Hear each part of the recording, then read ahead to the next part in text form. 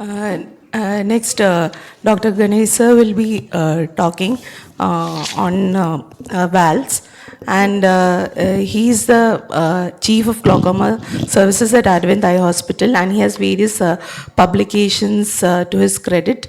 And over to you, sir. Thank you. Just as I said, I have different take on MIGS, I have different take on valves also. So we'll rush through these slides. So drainage implants are nothing but devices which use tubes to maintain the patency of the draining fistula. So you have a fistula which you have created during trab and that doesn't work. So you take the filtering site posteriorly away from the limbus, you make the filtering site near the equator of the eye. So we'll be concentrating on these devices. So you have a translimbal aqueous drainage from the anterior chamber into the subconjunctival space, which is the Zen implant, or you also have the Preserve flow. It was the old Infocus shunt, now it's bought over by Santen, and now it's labeled as pressure flow. And then we have the translimbal drainage, aqueous drainage from the anterior chamber to the posterior subterranean space, which is the Ahmed glaucoma valve, Barwelt, and its equivalent, the RD. And then you have the ClearPath and the Paul glaucoma implant. So these are new implants which are available now. Paul glaucoma implant is, of course, investigational in India, but it's available in other places. And you also have the development of the Miniject. So this was the first publication has come out from the Hyderabad group. And then they have, now the FDA is, I saw 2 procedures in the US where I was recently, and FDA has asked them to do a phase trial for Miniject implant also. So phase 3 trials are underway for that. That's a suprachoroidal shunt. So indications for these are eyes with potential for vision, failed trab or likely to fail trabs, neovascular glaucoma, glaucoma uveitis, places where you have severe subconjunctival scarring, refractory pediatric glaucoma, glaucoma nephakia. And if you want to do this in patients who want to wear contact lenses, this is an ideal procedure apart from, of course, the mix which we discussed. So mechanism is, as I mentioned, you have a basic design. There's a silicon tube which extends from the anterior chamber to the plate or the disc encircling element in the subconjunctival space, and you have a ridge on the plate. Usually, devices have a ridge on the plate which tells us whether the fluid is present posterior behind that or not. And you have to have a fibrous capsule formation around the external portion of the drainage device, which allows to absorb the aqueous. And this takes place over a period of 1 month to 6 months.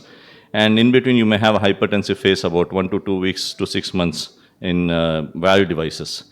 Flow restricted devices is the Ahmed glaucoma prototype is the Ahmed glaucoma valve, and it is one of the most commonly used device flow restricted device. And now we have the FP7 and the FP8 models, and just to show you the comparison between the older S2 model and the FP7 model, you can see that the profile of the implant has increased from 1.6 to 2.1, so it's slightly bulkier implant compared to the previous one. And similarly for the pediatric device also. And open tube drainage device are the Barwelt or the RD, the Paul glaucoma implant and the Ahmed ClearPath. And Barwelt implant, coming to that, it's a larger implant. They have fenestrations in the plate. The original Barwelt is actually barium impregnated, so you can see it on the X-rays of the orbit and skull. And the RD is the congener of that, you could say, and similar in design. It is not barium impregnated, so you cannot see the thing on the X-ray. This is how the device plate looks. You have a ridge there. The ridge is placed so that if the conjunctival bulges posterior to that, you know that it is fluid flow is present. And coming to the Paul glaucoma implant is a very small device, and the breadth is 21.9 millimeters. And depth is 16.1 millimeter, and this is how you can compare it. So the Paul is 342, but it's anteroposterior wider than the Barwelt, so you have almost the same size, but it's very, profile-wise, it's very small. And the Ahmed is the smallest of the lot in that size. This is how the Paul looks like. And the advantage of the Paul is the tube is so small that many people compare it to the Zen implant tube. So this the fluid overfiltration possibility is very less. You don't have to, people don't ligate it, so there's no need for ligature. They don't have to put a ripcord inside. So from the moment you implant it, it's the word go. So the IOP control is pretty good, they say. And this is the size of the tube if you compare the Paul glaucoma and the Ahmed and the Barwelt. So you have the Barwelt and the Ahmed have a very large tube, and the Paul is 0.1. And my technique of placing the tube is the tunnel and track technique. So I don't use a patch graft. You could always use a long tunnel technique like described by Dr. George et al. You can use a 4 millimeter tunnel and then cover it with conjunctiva, but I make a track first and then a distal portion you'll have I make a tunnel first and the distal portion is a track. So the whole thing is covered by the conjunctiva, the sclera. And then the procedure is also done in a limbus-based fashion. So I have access to the muscles very quickly compared to making a fornix-based incision in which you have to dig around for the muscle. So I place the implants very quickly and then suture the conj. And coming to the surgery per se, so this is the Ahmed Clear Path. We were provided this as a demo versions. We utilized this for about 3 patients. So you see this is a taco technique of insertion which has been described by the Wills group. And you fold it and it just goes in. Because I'm not able to hold it properly, it sort of jumps out. But you hold it tightly and with the serrated forceps, it will go in, it will unfold. And the advantage of this is you have the eyelets very anterior. So suturing becomes very, very easy.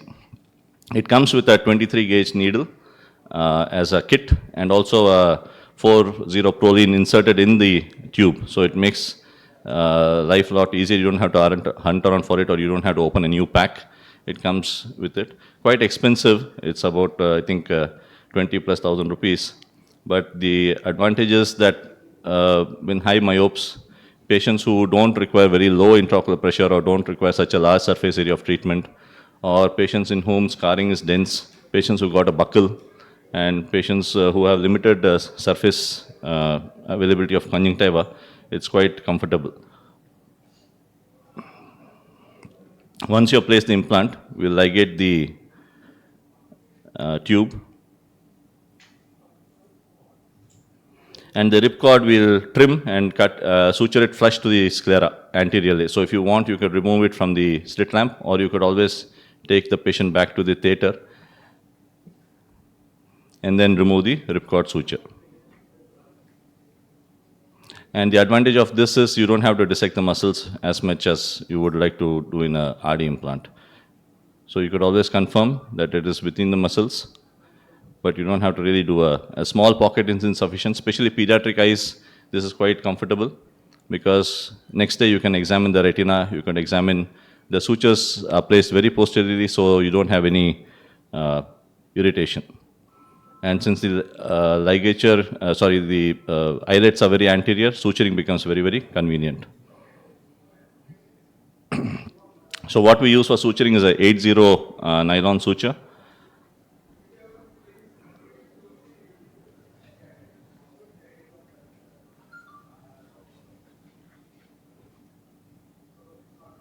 And then we create the tunnel and track and place the implant, place the device in the. So you already see you have a trab being done there, and the trab has a peripheral iridectomy. The tube will go into the sulcus and be left in the tip will be left in the PI region. So you can observe the PI, so it won't come in the anterior chamber at all.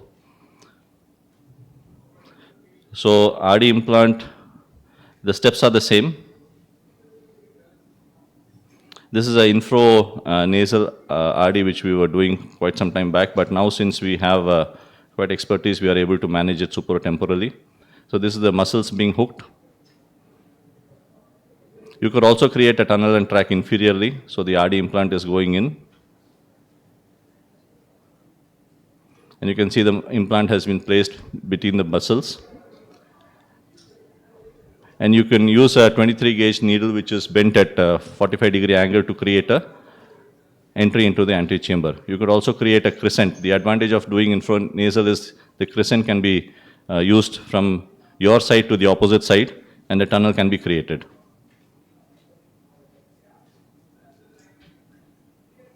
So this is an implant going in. And then there's a conventional procedure where you put in a tube into the anterior chamber, and then you could also use a patch graft to cover the implant. So here you have the 2 venting slits are made. So you don't have a ripcord suture here, but venting slits are made, and then you use a patch graft like this, and you apply mattress sutures to cover the implant. And then you close the conjunctiva. So the exposure is easy if you were doing in the infranasal quadrant. AGV technique is the same. So managing post-operative for hypertensive phase for emergent glaucoma implants, you have three ways. Either you use aqueous suppressants. Perez et al. Mentioned that they use intraoperative and postoperative injection of mitomycin C at 1 week and 4 weeks. We do that when we use AGV. And Chang et al. Also mentioned that you wash the anterior chamber during AGV implantation if you want to reduce the hypertensive phase. So these are three ways in which you can manage the hypertensive phase after emergent glaucoma valve implant. And postoperative hypotony is something, a serious issue with non-valve devices like you have the RD or the BJ and the ACP. So you use the ripcord suture in high-risk eyes. You use maximum tolerated medical therapy till the ligature gives way. So for 6-0 Vicryl, if you're using 6-0 Vicryl, it's about 42 days. We use 7-0 Vicryl, which is thinner. So our suture gives way about 28 days. And you can also use the image which is shown here. You can use 9080 Prolene suture to constrict the lumen of the tube. So less fluid comes out of it. And this is one way of managing, reducing the lumen of the tube to reduce aqueous outflow. How you can do this is you can put a 5-0 Prolene and use the 10-0 Prolene to suture over it and then pull out the 5-0 Prolene. So lumen is constricted to the size of a 5-0 Prolene size. And you can image these devices. For example, you can see that if you have a OCT which has, you can see the tube being in the scleral space.